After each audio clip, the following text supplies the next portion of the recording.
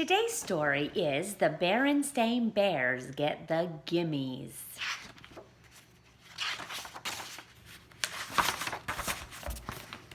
Of course, the members of the bear family who lived in the big tree house down a sunny dirt road in bear country loved each other.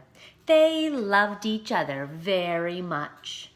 Brother and sister bear loved their mama and papa. Naturally, Mama and Papa loved their cubs, and of course they were nice to them, as nice as they could be. But sometimes they were a little too nice. Sometimes the cubs got too many treats, too many toys, and too many rides on the bucking duck at the mall. Maybe that's why Brother and Sister Bear got the Gimmies. Or maybe it was because there were treats, toys, and fun things to do wherever they looked. At the supermarket, at the mall, on TV, and just about every whichwhere. Maybe that was why they began making a fuss to get what they wanted, especially at the supermarket checkout, where there were always stacks and stacks of candy and other goodies. "Now, cubs," Mama Bear said as the family got into the checkout line, and she saw that old gimme gleam in their eye. "We can't have a big fuss every time we pass candy. I simply won't stand for it." "But Mama," whined Sister, "they have gummy gumballs, my favorite." "And chewy chompers, my favorite," whined Brother. "Now hush," said Mama. "I simply won't listen to another word." That's when Papa Bear smiled and said, "Now, Mama, you're only young once," and handed the cubs their favorite treats. "It's only too true," said Mama as they were leaving the supermarket, "that you're only young once, but that's all the more reason to learn proper behavior while you're still young. And I certainly think—" "Look, look," shouted Sister, "a new ride." "Hey, a bucking frog," shouted Brother. "That looks even better than the bucking duck. May we ride it, please? May we? May we, please?" Now, Papa had just bought them treats, and he thought that was enough for one day.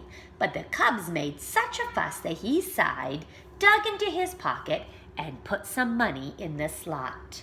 Papa looked at Mama and shrugged. "Cubs will be cubs," he said. "It may be true that cubs will be cubs," said Mama, as they walked across the parking lot to their car, "but that's no excuse for jumping up and down and making a scene every time they see something they want."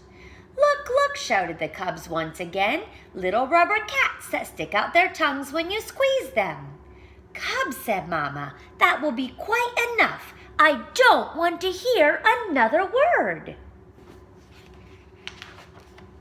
"Oh, please," they shouted. "May we have them, please, please, please?" Papa decided it was time to put a stop to all this fussing.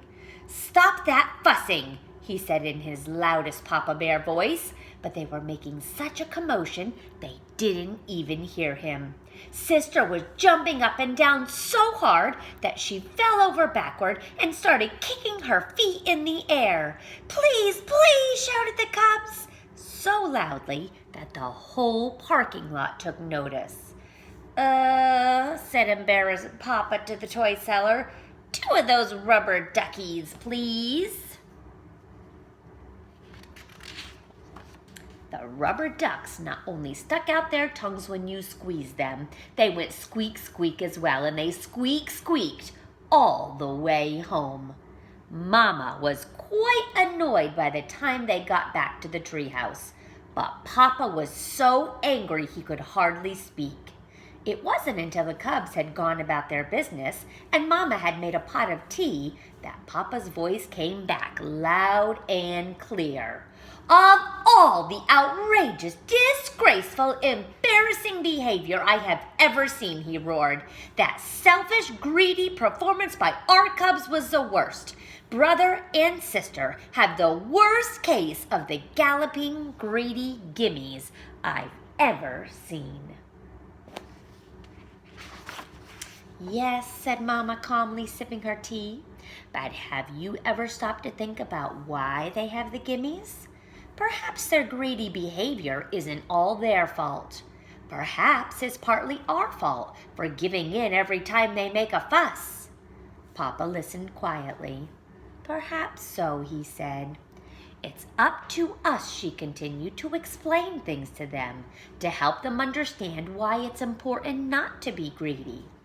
Then Papa called the cubs in for a talking to. He told them why it wasn't a good idea to be selfish and greedy and want everything in sight. Selfish, greedy cubs, he explained, can never be happy because you just can't have everything you want all the time. Life isn't like that. Do you understand? Oh, yes, Papa, we understand, they said. He talked to them about counting their blessings, which meant enjoying the things they had instead of forever wanting more and more and more. Does that make sense to you, he said. Oh, yes, Papa, they said. It makes lots of sense.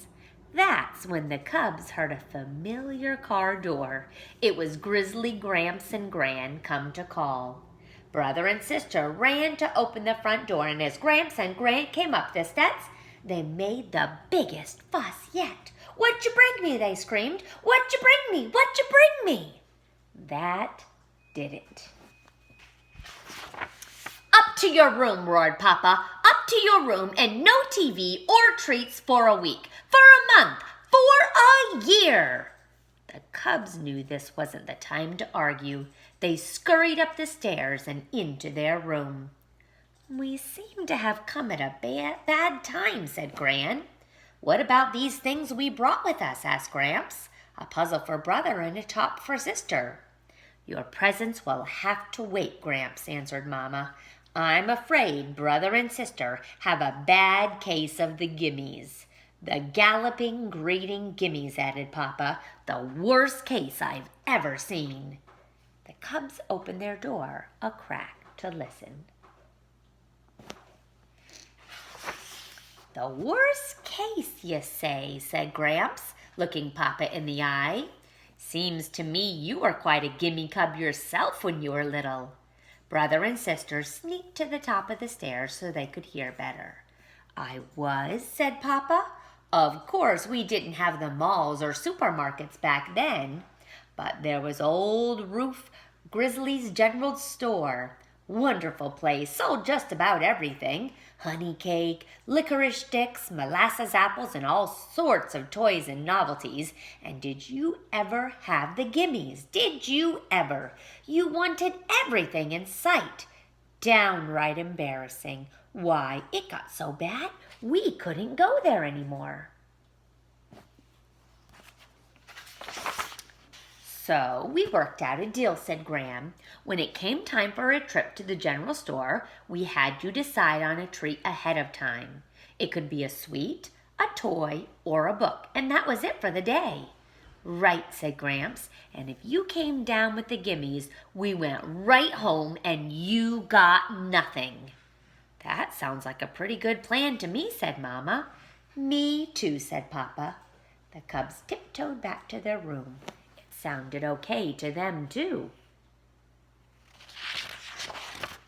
The next time the Bear family went to the supermarket, they tried the Gramps and Gran plan, and it worked. Brother decided he would get a book about dinosaurs, and sister wanted a new box of crayons. Mama and Papa were very proud when the cubs passed the candy rack without so much as a peep. Brother and sister were pretty proud of themselves, too.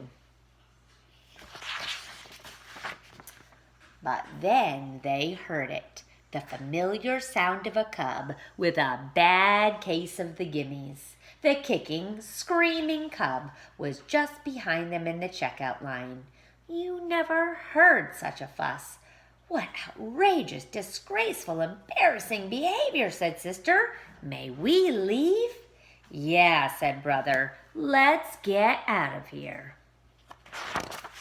And that's how Brother and Sister Bear got rid of a pretty bad case of the galloping, greedy Gimmies. The end.